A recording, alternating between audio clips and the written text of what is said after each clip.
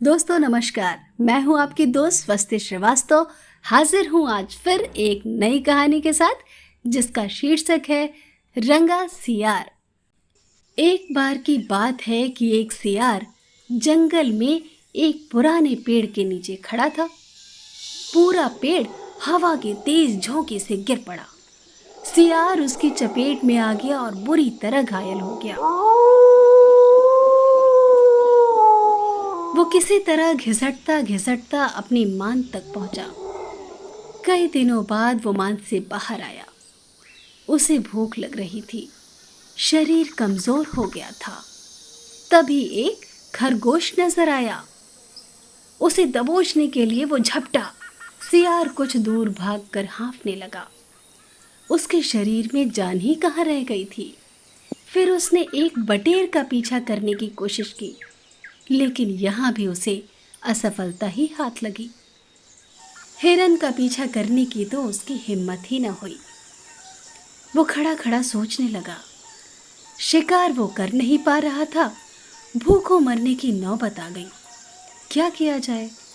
वो इधर उधर घूमने लगा, पर कहीं कोई मरा जानवर भी न मिला।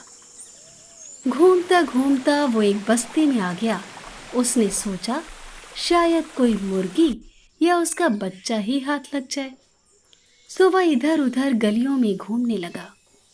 तभी कुत्ते भौं भौं करते उसके पीछे पड़ गए। सियार को जान बचा के भागना पड़ा। गलियों में घुसकर उनको छकाने की कोशिश की, पर कुत्ते तो कस्बे की गली गली से परिचित थे। सियार के पीछे पड़े कुत्तों की टोली बढ़ती जा रही थी और सियार के कमजोर शरीर का बल समाप्त होता जा रहा था। सियार भागता हुआ रंगरेजों की बस्ती में जा पहुंचा। वहां उसे एक घर के सामने एक बड़ा ड्रम नजर आया और वो जान बचाने के लिए उसी ड्रम में कूद पड़ा।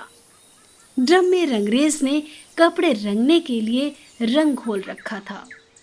कुत्तों का टोला भौंकता चला गया। सियार सांस रोककर रंग में डूबा रहा। जब उसे पूरा यकीन हो गया कि अब कोई खतरा नहीं है, तो वो बाहर निकला। वो रंग में भीग चुका था। जंगल में पहुंचकर उसने देखा कि उसके शरीर का सारा रंग हरा हो गया है। उस ड्रम में रंगरेज ने हरा रंग घोल रखा था। उसके हरे रंग को जो भी जंगली जीव देखता वो डर जाता। उनको खौफ से कांपते देख रंगे सियार के दुष्ट दिमाग में एक योजना आई। रंगे सियार ने डरकर भागते जीवों को आवाज लगाई, भाइयों भागो मत, मेरी बात सुनो। उसकी बात सुनकर सभी जानवर ठिठके। उनके ठिठकने का रंगे सियार ने फायदा उठाया और बोला, देखो देखो मेरा रंग, ऐसा रंग किसी जानवर का धरती पर है नहीं ना। मतलब समझो, भगवान ने मुझे यह खास रंग देकर तुम्हारे पास भेजा है। तुम सब जानवरों को बुलाओ, तुम्हें भगवान का संदेश सुनाऊं। उसकी बातों का सब पर गहरा प्रभाव पड़ा। वे जाकर जंगल के दूसरे सभी जानवरों को बुला कर लाए। जब सब आ गए तो रंगा सियार एक ऊंचे पत्थर पर चढ़कर बोला, वन्य प्राणियों, प्रजापति ब्रह्मा ने मुझे खुद अपने हाथों से इस अलौकिक रंग का प्राणी बनाकर कहा कि संसार में जानवरों का कोई शासक नहीं है।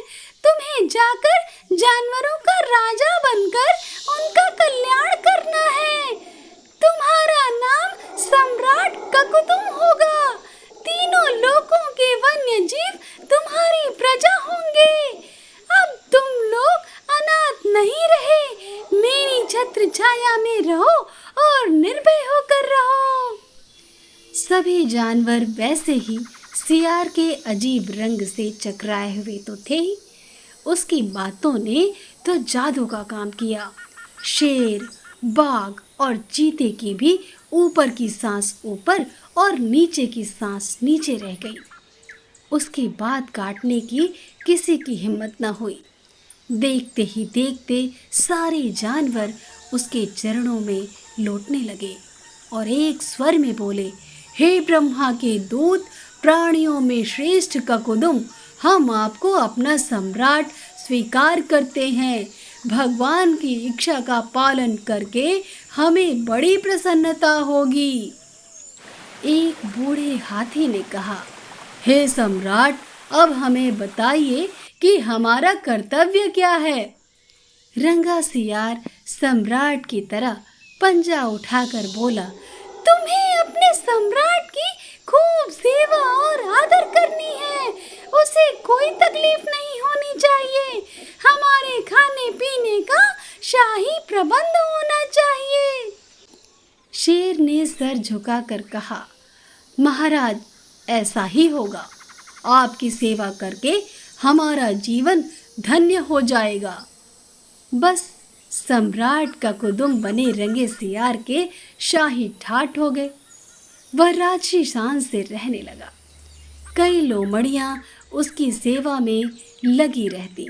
भालू पंखा झुलाता, सियार जिस जीव का मांस खाने की इच्छा जाहिर करता उसकी बलि दी जाती। जब सियार घूमने निकलता तो हाथी आगे आगे सूंड उठाकर बिगुल की तरह चिंघाड़ता चलता। दो शेर उसके दोनों ओर कमांडो बॉडीगार्ड की तरह होते। रोज ककुदुम का दरबार भी लगता। रंगे सियार ने एक चालाकी ये कर दी कि सम्राट बनते ही सियारों को शाही आदेश जारी करके उस जंगल से भगा दिया। उसे अपनी जाति के द्वारा खुद को पहचान लिए जाने का खतरा था। एक दिन सम्राट ककुदुम खूब खा पी कर अपने शाही मान में आराम कर रहा था। बाहर उजाला देखकर उठा। बाहर आया, चांदनी रात खिली थी। पास के जंगल में सियारों की टोलियां हू हू की बोली बोल रही थी। उस आवाज को सुनते ही ककुदुम अपना आपा खो बैठा। उसके अंदर के जन्मजात स्वभाव ने जोर मारा और वह भी मुंह चांद की ओर उठाकर सियारों के स्वर में स्वर मिलाकर हू हू करने लगा।